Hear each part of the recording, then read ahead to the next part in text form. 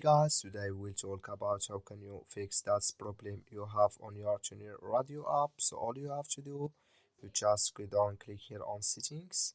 So then it's going to take you to this list here. Then you go down, you click here on apps, and you come to apps list. And all you have to do, you just go down here. So you keep going down here when TuneIn radio show for you. So you go down here when it's going to show for you, you click on it, then it's going to take you to this list. You click here on force stop and you click on OK.